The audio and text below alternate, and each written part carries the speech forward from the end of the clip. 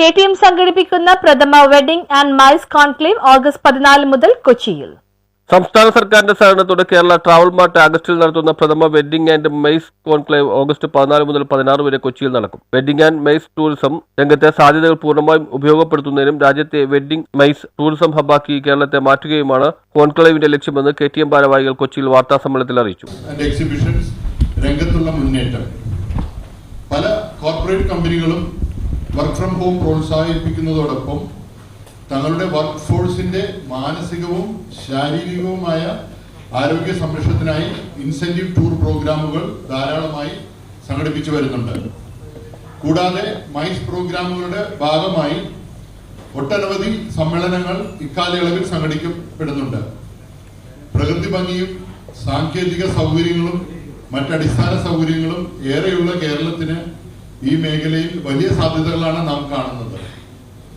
1000-ന് മേൽ ആളുകൾ പങ്കെടുക്കുന്ന സമ്മേളനങ്ങൾ പോലെ തന്നെ 100-200 പ്രതിനിധികൾ പങ്കെടുക്കുന്ന ചെറു സമ്മേളനങ്ങളും ധാരാളമായി സംഘടിക്കപ്പെടുന്നുണ്ട്. വലിയ സമ്മേളനങ്ങൾക്ക് കൊച്ചി, കോവളം, തിരുവനന്തപുരം, ബേക്കൽ പോലുള്ള സ്ഥലങ്ങൾ വേദിയാകുമ്പോൾ മൂന്നാർ, കുമരകം, ആലപ്പുഴ, കൊല്ലം, വയനാട്, തൃശൂർ തുടങ്ങിയുള്ള ഡെസ്റ്റിനേഷനുകൾക്ക് മേൽപ്പറഞ്ഞ ഇടത്തരം കോർപ്പറേറ്റ് ഇൻസെന്റീവ് മീറ്റിങ്ങുകൾക്ക് ആതിഥ്യമേളാൻ സാധിക്കും. അതുപോലെ തന്നെ വളരെ വേഗം വികസിച്ചു വരുന്ന മറ്റൊരു മേഖലയാണ് ഡെസ്റ്റിനേഷൻ വെഡിങ്. അടുത്തയിടെ ഇന്ത്യ ടൂറിസവും മറ്റു ഏജൻസികളും പുറത്തുവിട്ടിട്ടുള്ള സ്ഥിതി വിവര കണക്ക് പ്രകാരം ലോകത്ത് തന്നെ വിവാഹ ആഘോഷങ്ങൾക്കായി ഏറ്റവും അധികം പണം ചെലവിടുന്ന രാജ്യങ്ങളിൽ ഒന്നാണ് ഇന്ത്യ. മികച്ച ബീച്ചുകളും കായലോര റിസോർട്ടുകളും ഹൗസ് ബോട്ടുകളും പ്രകൃതി ഭംഗിയുള്ള ഹിൽ സ്റ്റേഷനുകളും കൊണ്ട് സമ്പന്നമായ കേരളത്തിന് ഈ മേഖലയിൽ വലിയ മുന്നേറ്റം കാഴ്ചവെക്കാൻ സാധിക്കും.